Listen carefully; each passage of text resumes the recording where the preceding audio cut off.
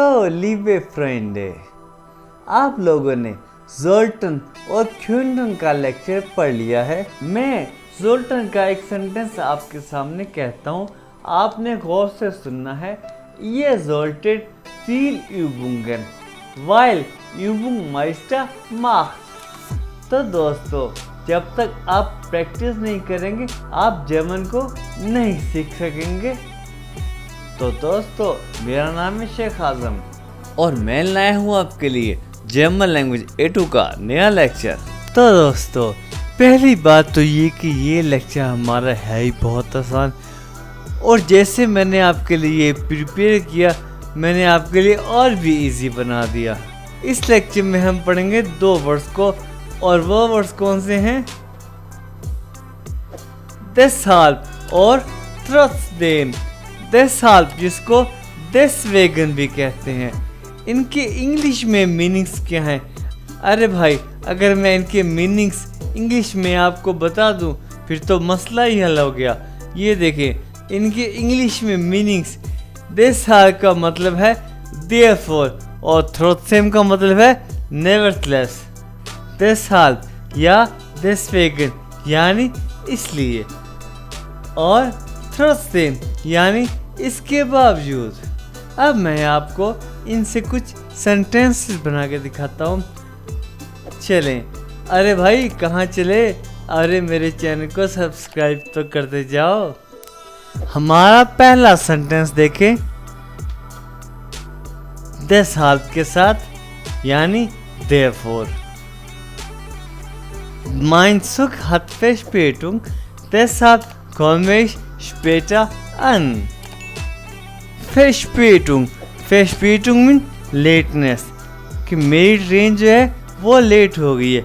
deshalb इसलिए मैं देर से आऊँगा या देर से आता हूँ। अगर आपने काम पे जाना है या कहीं आपकी अपॉइंटमेंट है लेकिन आपकी ट्रेन लेट हो गई है, तो आप कॉल करते हैं और उनको बताते हैं, hello mein Zug hat Verspätung, या आप कहेंगे mein Bahn hat Verspätung, deshalb komme ich später an। Uncommon क्या होता है? अराइव करना, कि मेरी ट्रेन जो है लेट हो गई है इसलिए मैं देर से पहुंचूंगा या मैं देर से आऊंगा। नेक्स्ट देखें, Ich habe Kopfschmerzen, deswegen bleibe ich heute zu Hause। मेरे सर में दर्द है इसलिए मैं आज घर में रहूँगा। इन दोनों सेंटेंसेस में आपने गौर किया, deswegen और deshalb के बाद वर्ब आया है जो कि सब्जेक्ट के साथ कॉन्जुगेट हुआ है, और इन सेंटेंसेस में सब्जेक्ट क्या है?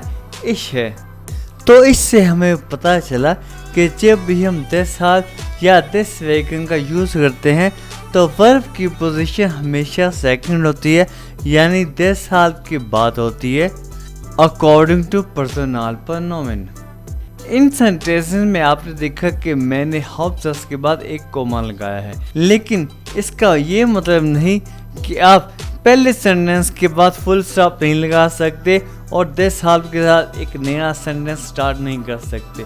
ये देखें, Ich habe Kopfschmerzen, उसके बाद क्या लगाया है मैंने?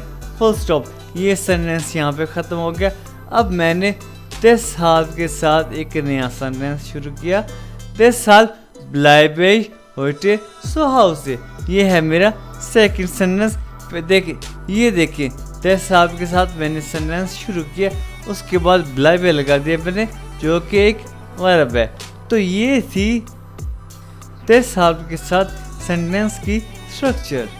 इसकी और एग्जांपल्स देखें। Ich habe viel gelernt, deshalb kann ich jetzt Deutsch sprechen। इस सेंटेंस में देखिए, कोमा के बाद deshalb आया और उसके बाद क्या है? kann, जो कि एक मोडाल वर्ब है, और इन्फिनिटी पे क्या है? sprechen, अपनी कंप्लीट फॉर्म में। मैंने बहुत लर्न किया इसलिए मैं अब जर्मन बोल सकता हूँ। तो दोस्तों, इसलिए मैं आप लोगों से कहता हूँ प्रैक्टिस प्रैक्टिस प्रैक्टिस। तो आप लोग भी जर्मन बोल सकोगे मेरी तरह इंशाल्लाह। नेक्स्ट देखें, Die Sonne scheint, deshalb gehe ich spazieren। सूरज चमक रहा है इसलिए मैं बाहर जाता हूँ।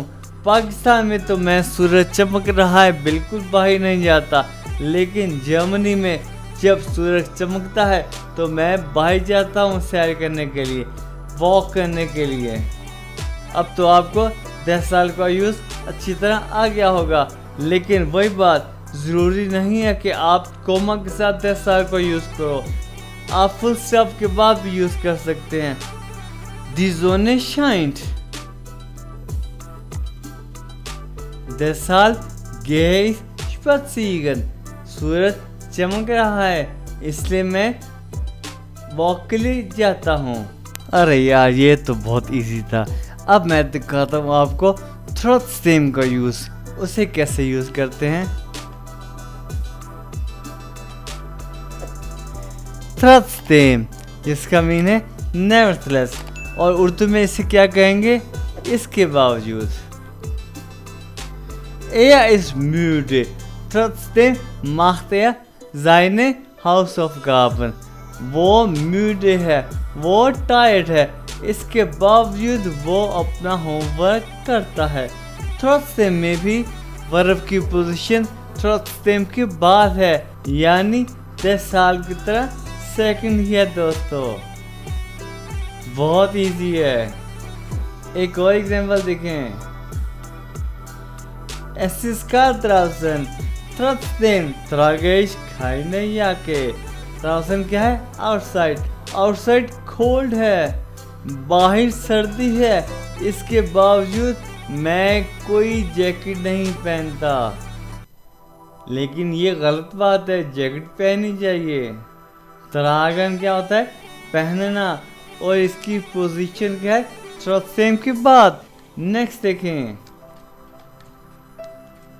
Ich habe keine Zeit, trotzdem rufe ich meine Mutter an। I don't have time, इसके बावजूद मैं अपनी मदर को कॉल करता हूँ। Next, Ich bin erkältet, trotzdem gehe ich zur Arbeit। मुझे सर्दी लग गई है फिर भी मैं काम पे जाता हूँ। बिल्कुल भी नहीं जाना आप लोगों ने जब आपको सर्दी लग गई हो, ये बात याद रखना। तो दोस्तों ये था हमारा छोटा सा लेक्चर। क्यों भाई, इजी था ना। और उम्मीद है कि आपको ये लेक्चर अच्छा लगा हो। अच्छा लगा हो तो इसको लाइक कीजिएगा और अपने दोस्तों के साथ शेयर कीजिएगा जिनको जर्मन लैंग्वेज की नीड हो। आपको कोई भी क्वेश्चन हो आप नीचे कमेंट कर सकते हैं, या फिर आप मुझे डायरेक्ट व्हाट्सएप भी कर सकते हैं। आप मेरा फेसबुक ग्रुप ज्वाइन कर सकते हैं, आप अपने क्वेश्चन वहाँ पे पोस्ट कर सकते हैं। अगर आपने जर्मन लैंग्वेज कोर्स करना हो आप मुझे ज्वाइन कर सकते हैं। अब हम मिलेंगे अपने नेक्स्ट वीडियो में। अपना बहुत ज़्यादा ख्याल रखिएगा, मुझे अब अपनी दुआ में याद रखिएगा। ओके, अल्लाह हाफिज़।